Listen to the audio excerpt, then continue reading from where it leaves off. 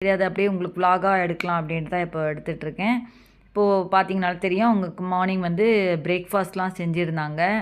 இட்லி, தோசை, கேசரி இதெல்லாமே செஞ்சுருந்தாங்க. ஆல்ரெடி நாங்களே சாப்பிட்டு வந்துட்டோம். அதனால தான் சரி இட்லி பார்த்தீங்கன்னா பிளேட்டில் வந்து கம்மியாக இட்லி இருக்கும். ஏன்னா 1 இட்லி 2 இட்லி அந்த மாதிரி. இப்போ அவங்க 2 பேரும் பேசிகிட்டு இருக்காங்க பாருங்கள். எங்கள் ஹஸ்பண்ட் அவங்க ஹஸ்பண்டும் பேசிகிட்டு இருக்காங்க. மார்னிங் வேளையில் இந்த நல்லா இருந்துச்சு காரில் வந்திருக்கும்போது கொஞ்சம் நல்லா என்வைரன்மெண்ட் ரொம்ப நல்லா இருந்துச்சு. இப்போ பார்த்தீங்கன்னா தோசை செய்கிறாங்க பாருங்கள். நானும் அவங்களும் பேசிகிட்டு இருந்தோம்.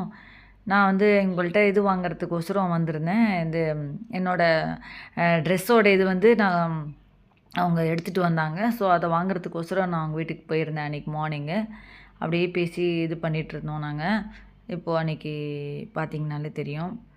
அது அது வந்து அவங்க இது தோசை செய்கிறாங்க. அப்புறம் இட்லி, சட்னி செஞ்சுருந்தாங்க. 2 விதமான சட்னி, தேங்காய் சட்னி